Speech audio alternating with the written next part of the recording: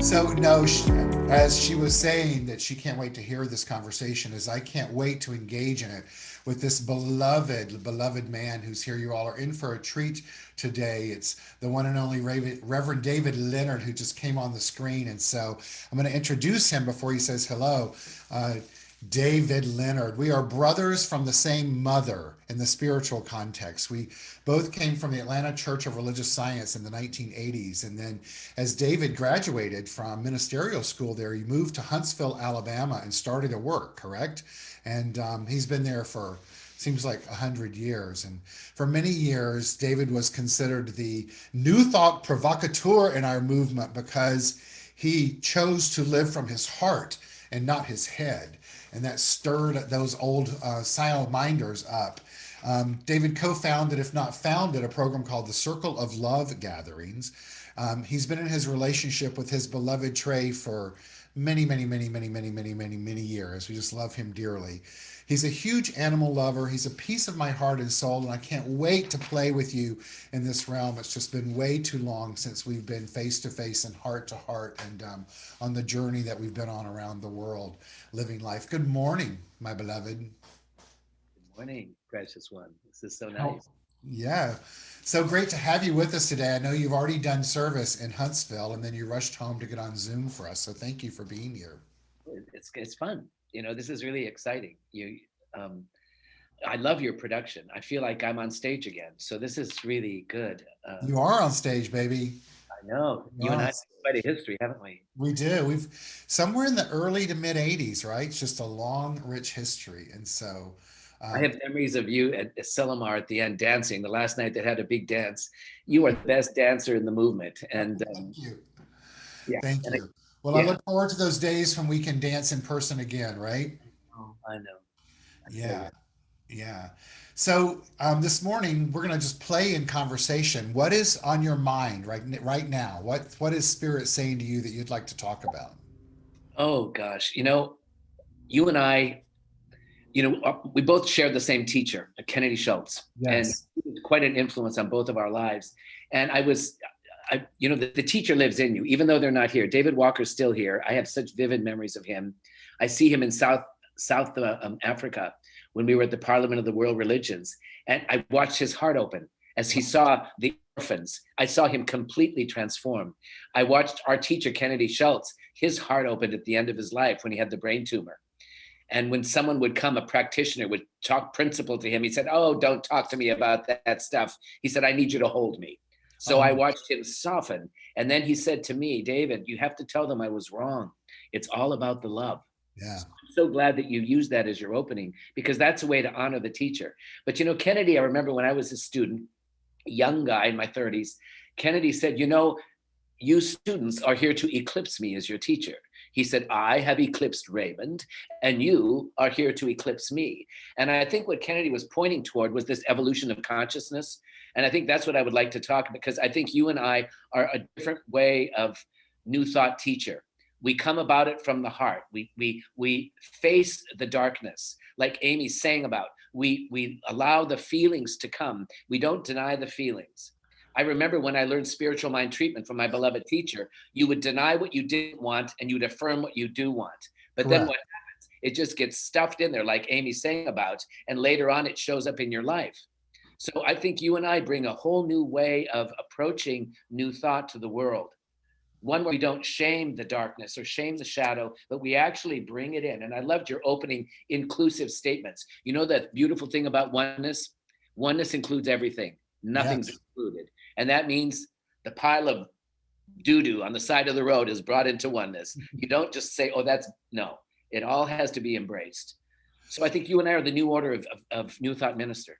Well, I think we are, and at the same time, you and I are both probably receiving invitations for AARP on a regular basis. So we're here to have students that eclipse us as well. Um, the the element of what you're saying, I agree because I think that it's important for us, and I say this often, and I think it's important to say it, is that the key to being an alive, evolutionary, new thoughtonian, right, is to have a freaking new thought. Right? That's It doesn't do us any good if we're staying in that old staid ideology. And so that is what's being called for through us. And you're right, the component of honoring the shadow is critical. The shadow, for those that may not know that, is considered the dark side of life, both at the level of consciousness and the experiential level. The key is to honor it and to not stay there, but to look at that as part of the totality, right? I mean, and that's not a new concept in the modern world. I mean, all we have to do is look at the yin and yang symbol, right? And so it's been around for quite some time. I have a quote here from Carl Jung, speaking of the shadow, that says the most dangerous psychological mistake is the projection of the shadow onto others. This is the root of almost all conflicts. right. And Jung also says the unexamined life isn't worth living. So the willingness to look at your own shadow, your own shame, and to find it. Oftentimes, the stuff that I was mostly, my shadows was the unembraced parts of me. After I had the heart attack, I went to a teacher in Colorado, and they were talking about shame. I said, "Oh, I don't have shame." I was in that religious science denial place. And then all of a sudden, a little 6-year-old from within me came, who was shamed from the time, this little gay boy who was coming up, who was told he was an abomination of God. So he shows up after the heart attack, and the advice was invite him in and ask him what he needs. So Right. when that vulnerable part of me came up at age 69, I says, "What do you need?" And that little boy said, "I need you to hold me," just like Kennedy said at the end of his life. And because I wasn't going to go to a bunch of strangers, I ran to a tree and I said, I held on to the tree. And then I realized that the tree was holding me. And so I realized that we're so interconnected to this mystery of belonging to the universe. You know, Barbara Marx Hubbard was one of my teachers, and she was in AGNT, and she talked about evolving into what she calls Homo Universalis, the Right. universal human. And that I think that's what our centers are doing. We're evolving into this new order of being where we include all. And we don't call ourselves the best religion on the planet. That's such hubris. You know, they all come together and work together in a very dynamic way. We just finished teaching a class, Living Beautifully with Uncertainty and Change, and it was based on Pema Chodron's little book. Your people would love that. It's so good you want to eat it. But she talks about, you know, here, and you know what the funny thing about Buddhism, His Holiness the Dalai Lama says, Buddhism at its heart is the science of mind. Quote from himself, Holiness is Dalai Lama. So when you know it's the science of mind, and in this, she has the 3 little commitments. The first commitment is not to harm yourself. That means be conscious about what you're saying because you're creating it, you're putting it into the law.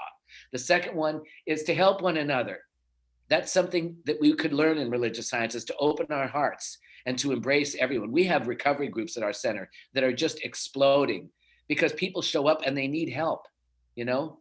My little sound man told me this morning that he's going into a month-long recovery, and I didn't have a sound man. And I thought, well, you know, the universe will provide. And sure enough, someone showed up. I have no idea what happened, but I realized he just needs to be held.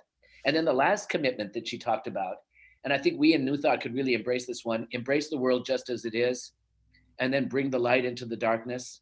Mm-hmm. You know, we just had Derek Chauvin. I watched that thing. I realized I'm living through history. It was like watching 9/11 for me. Yes. Case. I remember when I was a brand new minister, Keith, and I had just gotten the church in Huntsville, and they had the thing with Rodney King in Los Angeles. And I went into the congregation that Sunday here in the Deep South, and I said, Rodney King says, can't we all just get along? I had a woman walk out on me that I would actually quote Rodney King because she was a racist. Did you know that last night, Trey found this meaningful show for me to watch on Hulu. It was the United States versus Billie Holiday. Oh, it's fantastic.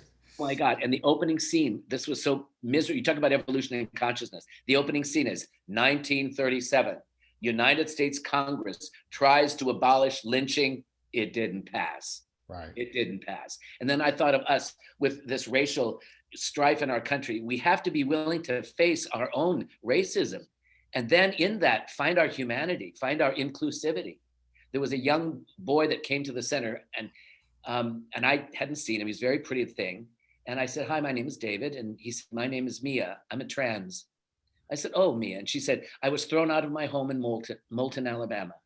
So then I went to the next biggest city, and they threw me out. So now I'm here.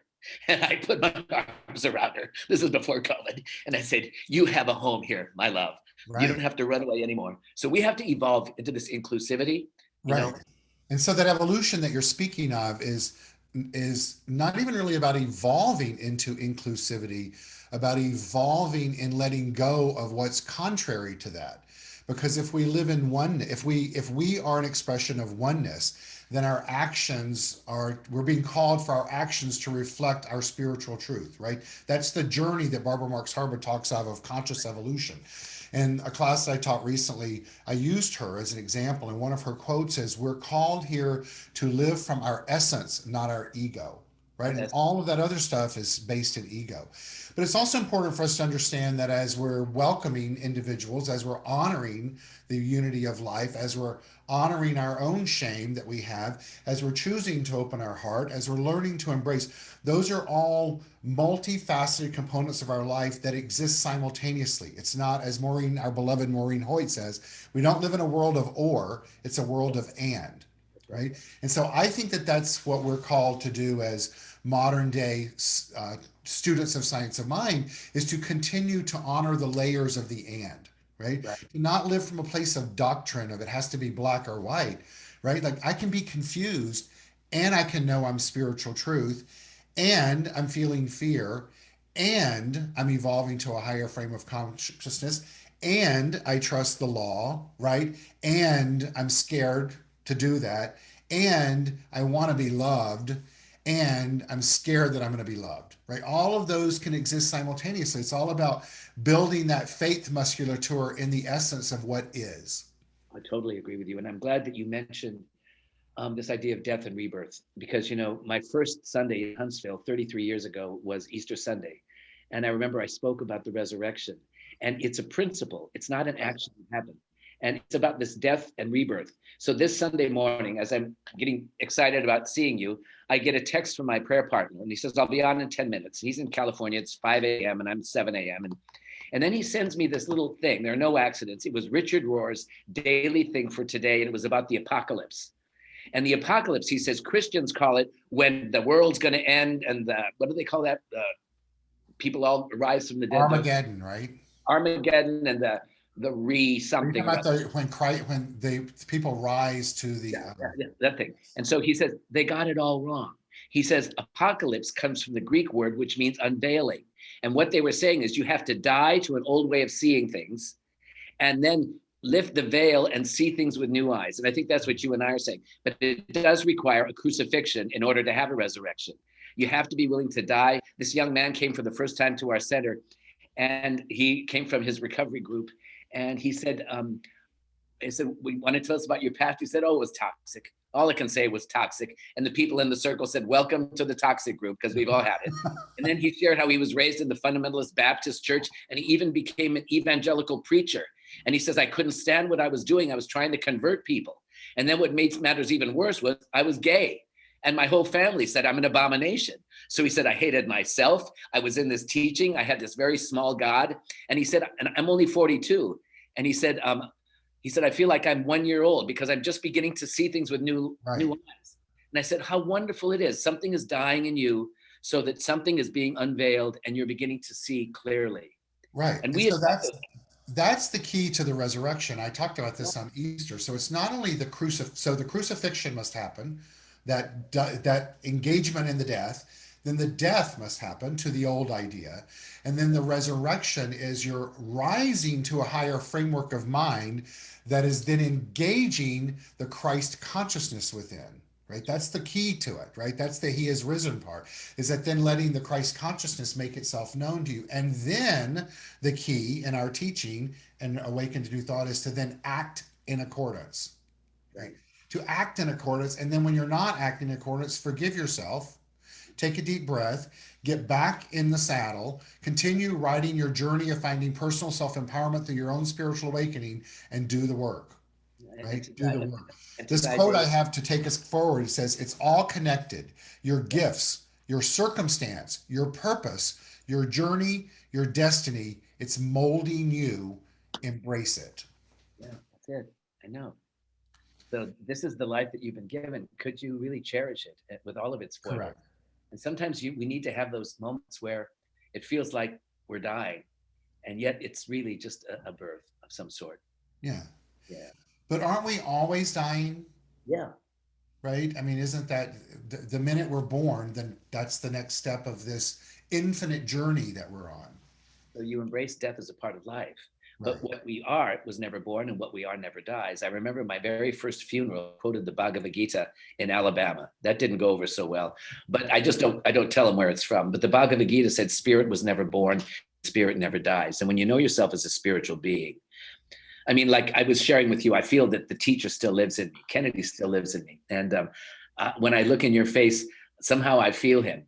And I he feel, used to adamantly tell us, he said, "You're not here to comfort the afflicted, you're here to afflict the comfortable. You're here to stand up to the ignorance, call it for what it is." And then he would follow by saying, "Ignorance is temporary, David, but stupid is forever." So sometimes, when you can't change the stupid, we have a lot of stupidity in Alabama. And I think you have a little in California, but oh, I do. you California is do. a big state. Yes. I used to live there.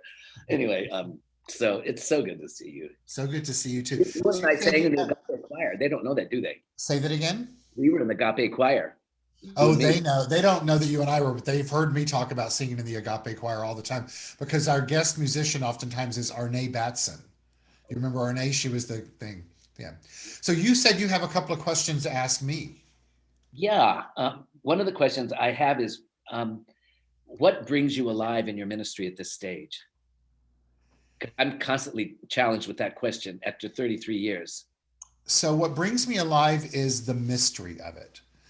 It's the work, which sometimes can be overwhelming, but it's the mystery of it. It's when I said yes to um, this center and this role, I made a commitment to myself to take every day to the best of my ability as a spiritual experiment and to consciously um, look at it as that is that what do I believe, what am I practicing, what do I know, what, am I willing to grow, can I see things anew, can I show up and do what I didn't think I could, all of that.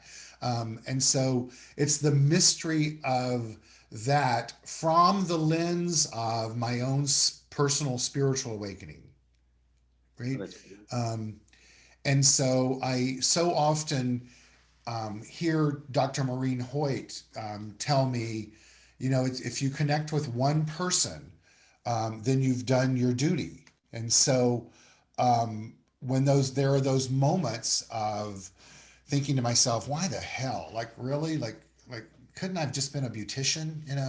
Um, you know, and then something shows up. And so like this week I do this thing called I've called it a new thought for the day, but it's a text that goes out every morning at 7:30 a.m. Pacific time. And get it's it. been people add people to the list. I know that you get it. And so the other day I received this response from this woman that said, "Thank you for this. You don't know how appropriate this is right now and timely." She was shepherding her mother to the other side. Mm. And so she kept reading that text over and over to her mother as her mother went to the next dimension. Right? It touches one's heart. I don't know who this woman is, right? I don't know who the woman was that was passing. I don't even know who the woman is that was on the text chain. But what that then turns around and reminds me is exactly what Maureen says the purpose of being in ministry is. It's that propagation of the awakening, right? So it just as I'm talking about that with you, it takes me back to the resonance field within me of when I said yes to doing this work and realizing that the yes was so present that no never had a chance, right? So Well, and you started with the youth, which I just love, I working. did, yeah. And I think that they transmit themselves to you. I watched this documentary series. I think it's called 1 Year to Save the World. And it's the story of Greta Thunberg, the little Mhm. 18-year-old girl from Sweden. And you talk about being called to a purpose.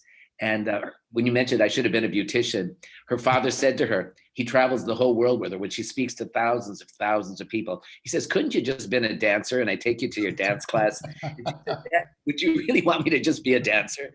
But you know what she says, which touched me so deeply? She speaks to these large crowds. She says, "I don't want you, and I'm grateful that you came to hear me. I don't want you to hear me. I want you to hear the science that I'm Right. presenting to you." And so she presents this bigger something and asks us to evolve into a different way of looking at our planet. that our planet is sentient. I like your things, what you stand for. You said we honor all sentient beings. This planet is sentient. It Correct. has feelings. I have gardens. My plants feel things. I have a little nest of wrens on the front porch, and every time I go out there, the mother wren says, "Get the hell off my front porch. This is my bird." So you learn to listen to nature. They share this planet with us. Right. So yeah, I'm at 72. I continue to evolve, and that's what I think we as ministers need to example, don't you, to our congregation, that we continue to grow, because the day we stop growing is the day we stop really offering something fresh and new. I agree. Yeah. And just in reconnecting with you, you're igniting the sparks, and I love your daily thing. I read it religiously, and I like that it's just short enough, but you're planting a seed, and then Right. that seed has the potential to just grow. And what's so amazing in this synchronistic universe, it's all so appropriate. The thing you send out seems to be the exact thing that I need, and I don't know how that is, but I know that it is.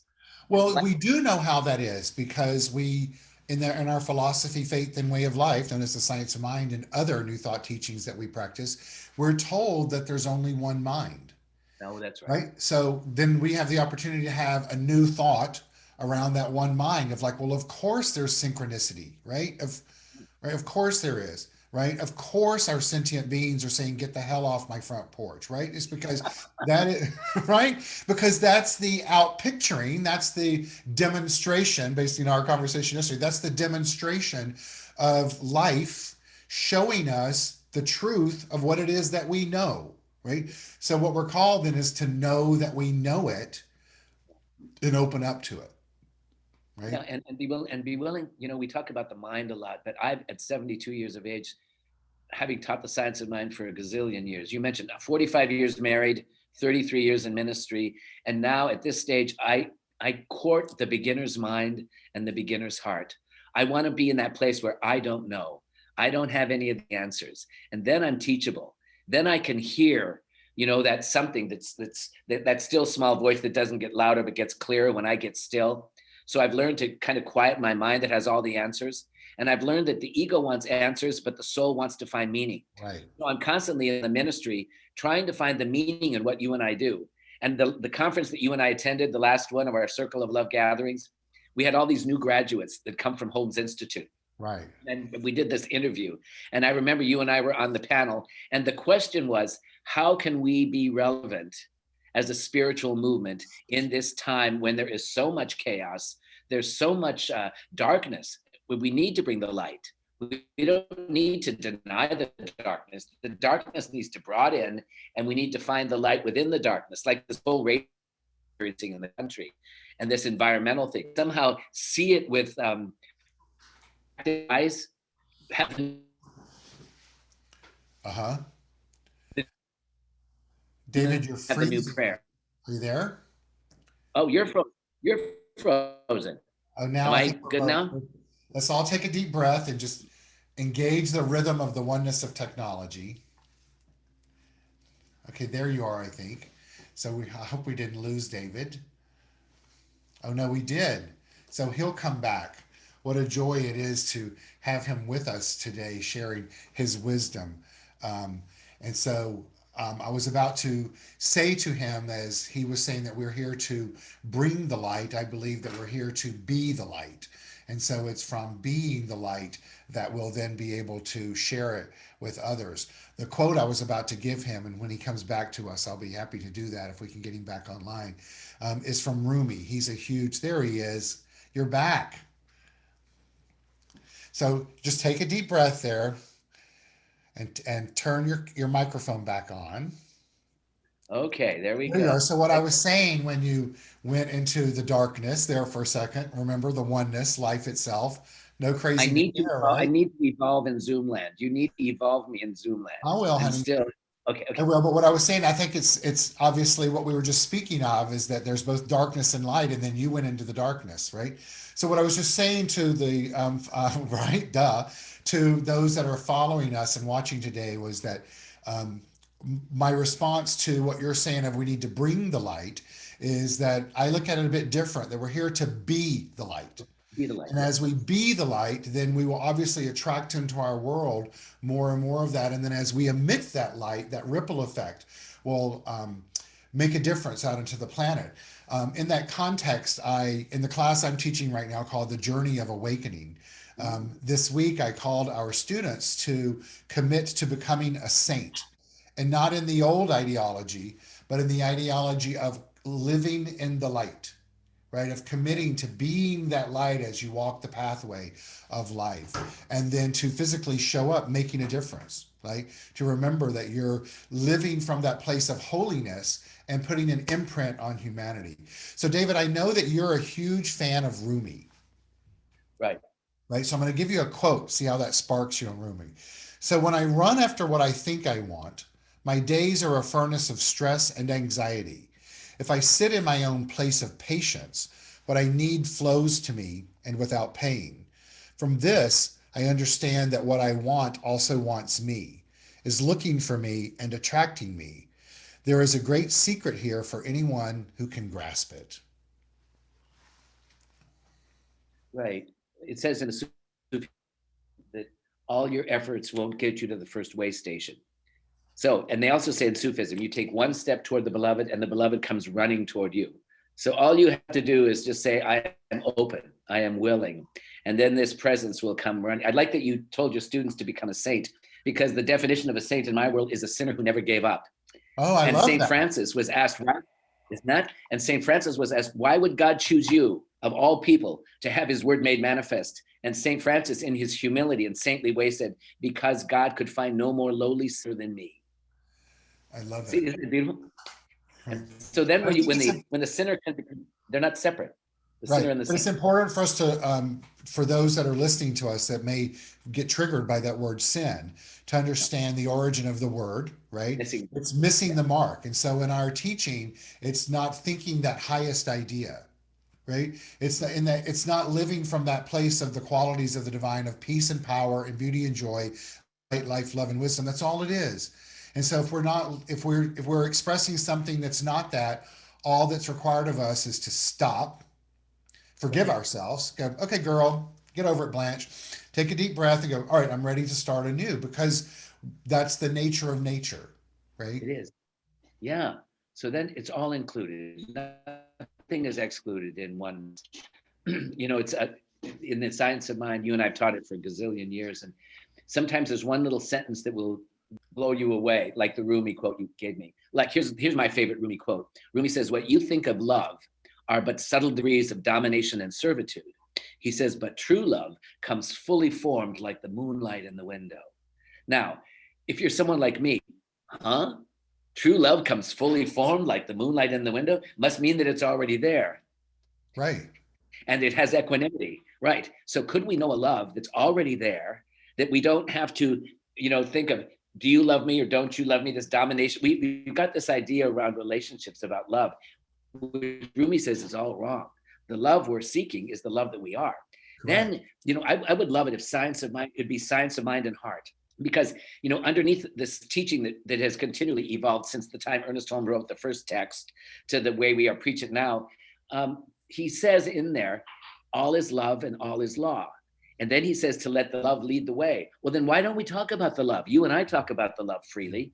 And this love is the big love. It's not this human, you're mine and I'm yours kind of love. No, it's this love that has us. Right. And to play in that realm is so exciting, isn't it? Yeah. So what if we called it the science of mind from the heart? Oh no, that's lovely. Right. Put the head in the heart and let them come together. I'm Yeah. not discounting the head. I have a brilliant mind, but the head has to serve the heart, I think. And when the head serves the heart, then the love is leading the way.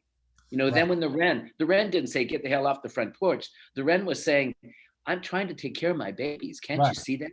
I didn't see her as swearing at me. I just said, okay, honey, you're doing a good job. You're flying in and out with worms in your mouth. They're chirping in the little nest. They're shitting all over the front porch, but that's fine because I can clean that up later. Right. Well, Yeah. what she's probably saying is sit down, you wild child, take a deep breath, and watch me express my love. You know, And I do that. I sit in the oh, I know rocking you chair do. on the side of the porch. I've I, been on I, I your do. front I walk. porch and your back porch. I know you do that. So that's Yeah, fantastic. yeah, we have. Yeah. So Yeah. I just want to say to you before we wrap up here, because we're getting close to the end of our time, is your teacher is very, very proud of you. Oh, And thank you. You thinking You've, Kennedy? yeah. And, you know, you've done great by him and by humanity. And thank you for doing the work that you've done and taking this teaching to Alabama and showing up as you do on this earth. And I know that you show up as yourself everywhere you go, and you've touched countless number of lives. And for that, for humanity, I say thank you for that. Well, and I want to say something about your teachers. Your teachers live in you. They express as you. So I see David Walker and Kennedy Schultz. And when it gets outrageous, you know that they're having their way with Keith, because both of them, you know, would speak the truth. And Kennedy used to say, you know, the truth will set you free, David, but first it pisses you off. And when you tell people the truth, they don't want to hear the truth. They want to hear it. And Kennedy would also say, when someone would ask him a very provocative question, he'd say, it's not what I think that matters, it's what you think. So he would hand the question back to them, and he taught through his example of how I get to do my ministry. When someone asks me, what is that all about? And I said, what is it all about for you? And then in unveiling, sometimes they have to have a death and a rebirth, because sometimes what we think isn't the correct way of thinking. And that's where I like the idea of when you can change. And I love this. This is Carl Jung. He said also, it's not about changing their thinking that'll change your life. He said, when you change the way you're living your life, then your thinking will naturally change. Oh, thank Isn't that you, beautiful? Carl. Yes. Yeah. Yeah. Thank you. When you change the way you Yeah. live your life, your thinking changes. Yeah. And you and I were always out there dancing on the dance floor when they said, don't do that. Oh, of Whatever course. you do, David, don't, whatever you do, don't do that. And then you and I, of course, would do it. Of So, course. Yes, of of course. course we will. And you always gave me permission, always. Oh, honey, you gotta set it free, right? You can't. It's like the cage bird needs to dance and sing and then dance and then love and then love. So, you remember when those old ideas of trying to constrain us? Those are just their ideology of fear and their ideas. It wasn't my idea, right? So. Um, and of course, we needed to be rebellious, and we were. So, for those of you that are listening and watching, when David speaks of Kennedy, he's speaking of Kennedy Schultz, who was the founding minister of the Atlanta Church of Religious Science, and who we both were both students and members there in the 1980s, right? And then he left this plane of action sometime, was it the late 90s he left? Oh, he left in the year 2000, right after my mother died. Yeah. My mom died in September, and he died really shortly after that. Right. And it was So really amazing. He, along with David Walker, the teacher speaking of that I had at the Los Angeles Group, were those old school metaphysicians that were very stern and very strict, and there were a lot of rules you had to follow.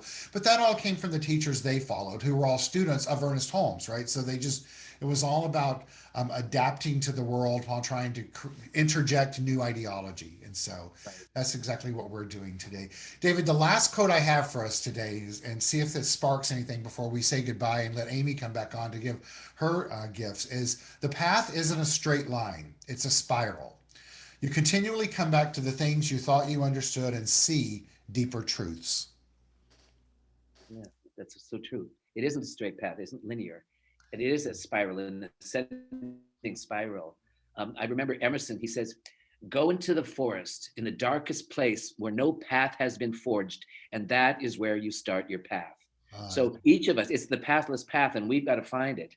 And it isn't ascending, because, you know, this shadow stuff will come around, and then it'll come around again, but you're less reactive. It doesn't trigger you that much. Oh, there you are. There's that little shamed boy. Oh, come on in. I can hear what you have to say. Here's my controlling part. I have controlling, Curtis. My one addiction, and I have a little of it too, is I like to be in control. And then I hear this voice in the back of my head says, he thinks he has control. Control is an illusion. And then I let go of this control idea. You know, like when we went into La La Land on Zoom, I thought, oh, I'm not in control again. So I just love it. The voice that you have that speaks to you, I can see her with a really tight beehive hairdo.